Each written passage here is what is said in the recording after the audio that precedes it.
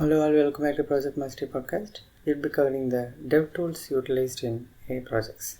Before we talk about the development tool, let's understand the model training phase. Training phase is when we actually get our ML models actually to learn. How we train the model is dependent on many factors like algorithm. It is also dependent on the training data quantity. It is also dependent on the hyperparameter configuration settings. And finally, it is dependent on how complex, also how accurate we want the model to be. Big complicated models like deep learning models will always require long training time. It will also require intense data computing needs. Simple models will require faster training time. It will require less data and less computing need. Example of simple models are decision trees, SVM algorithm, Bayes algorithm.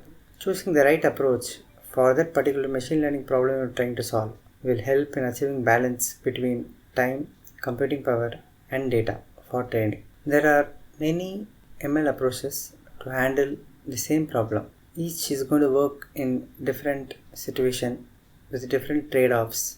Trade-offs related to performance, trade-off related to training time, trade-off related to efficiency. What is it that we are expecting out of the model and the algorithm? We would like to always know what is the generalization performance of the model, which is the predictive performance of the model on unseen data. Our goal is to increase the model's predictive performance. How do you do that? You are going to tweak the learning algorithm and the hyperparameters, and you are going to select the model which works best for a problem. You need to identify the ML algorithm that is best suited for the kind of problem you're trying to solve. There should also be a way to compare the algorithms and select the best performing one, the best performing model for that algorithm based on the training data that's been given. In order to speed up model training time, GPUs are available, TPUs are available. GPU stands for graphic processing units. GPUs are optimized for MAC operations. Deep learning has become a reality only because of GPU. TPU stands for tensor processing units. TPUs were developed by Google. TPUs were primarily focused on optimization for deep learning neural networks. You always have the option of buying your own GPUs. You can also have the option of renting GPUs from the cloud. One must always keep in mind these factors, namely cost, security, privacy issues, regulatory issues, the complexity dealt with it, the complexity of transferring or moving the data into the cloud, moving the data out of the cloud. There is no single platform for machine learning. Data science requirements are different, data engineering requirements are different, ML model development and the code, they are not the same. ML model scaffolding is different. Operation environments are different. We are talking about edge, we are talking about cloud, we are talking about servers. The cloud providers like Google, IBM come closest, but they also have a different strategy for cloud. Example, hybrid strategy or multi-cloud strategy. Hence, there is not a single platform to that too. We'll talk about programming languages here. Commonly used programming language, which is an open source language for big data projects, also for AI projects. This is Python. Python was released in 1981. It became popular because of Google. Python is a friendly language for beginners. It's very flexible to use. It's very efficient for processing datasets which are of large size. It's very easy to work with large datasets, and you can perform simple analytical applications using Python. Python is a high-level programming language. It is not only used for web application. It is not only used for web development. It's also used for application development. Hence, it is a general-purpose programming language. Special libraries that extend the core of Python, like pandas, matplotlib, scikit-learn, all these are all related to data manipulation, graphics, and machine learning, and scientific computing. Pandas relates to data manipulation, matplotlib relates to graphics, scikit-learn refers to machine learning. Let's move on to the next language called R. R is an open source programming language. It is also used for big data, AI, analytics, as well as statistics. R is used for statistical computing. It is also used for visualization applications. R is an open source language which was created in 1995. It is focused on delivering in a friendly manner data analysis models, statistics models, graphical models. R was primarily used in research. It is also used in academics. It is one of the fastest growing statistical language specific to enterprise. CRAN is a huge repository of curated R packages where users can easily contribute. These packages are collection of R functions as well as the data, you can immediately get access to these techniques and functionalities. You don't have to develop everything from scratch. Our functionality has been developed with the goal of helping statisticians, as it has got strong data visualization capabilities. When you compare the learning curve with Python, R has got a much steeper learning curve. It is used exclusively in the field of statistics and also in the field of data science environment. Moving on to the next programming language, Julia.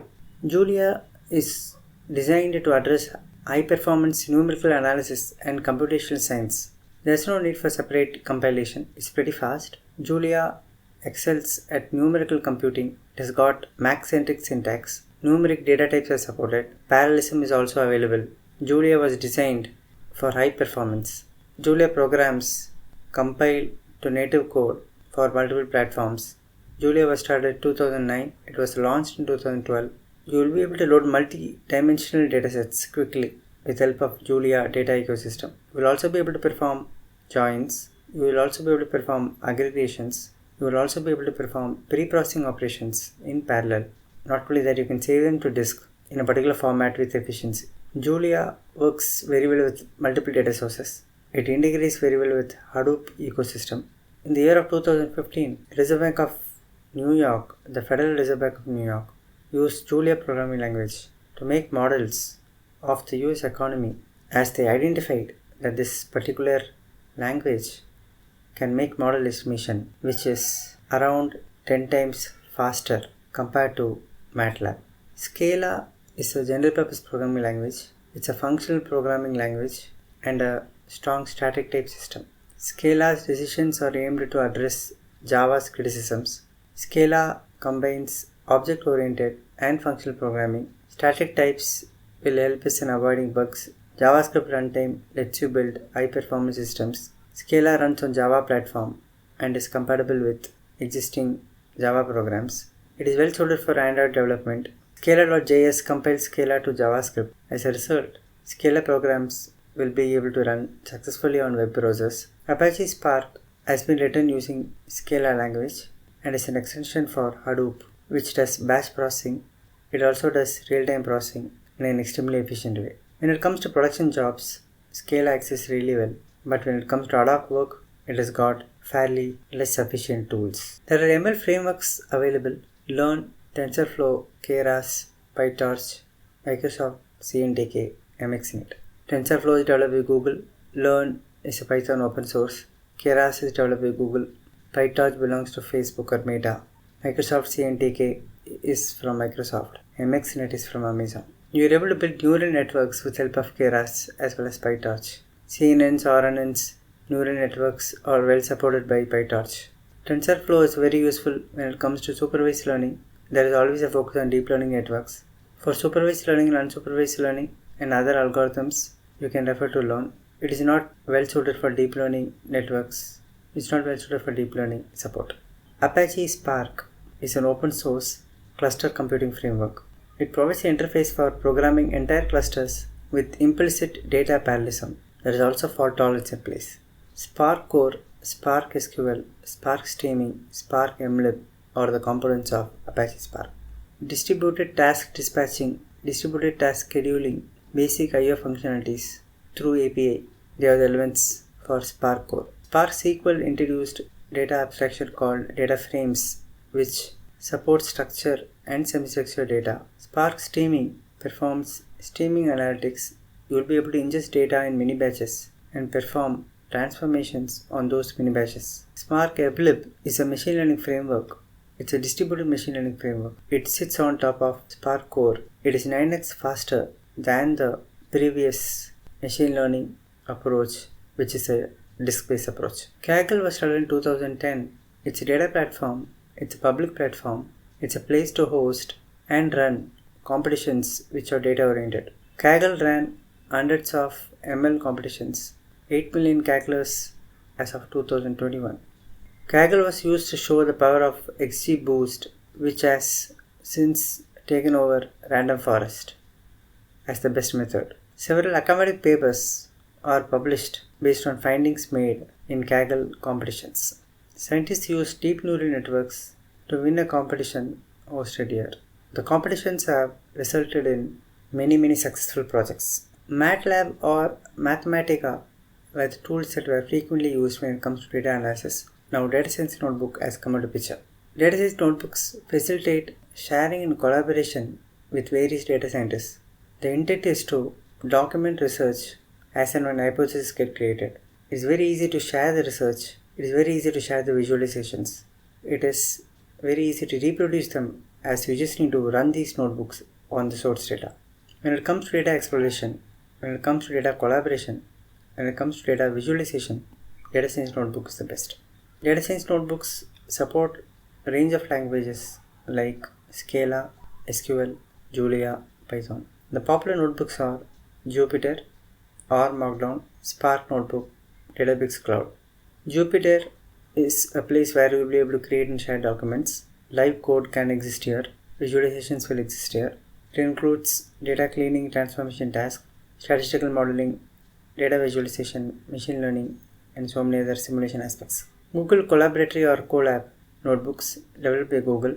You have the ability to open, you have the ability to edit, you have the ability to share and run Jupyter notebooks in Google Docs. Google Colab appears to be a free cloud service. It also supports GPU, but do keep in mind currently the GPU is free. R Markdown, R's functionality, as we spoke earlier, is developed for statisticians.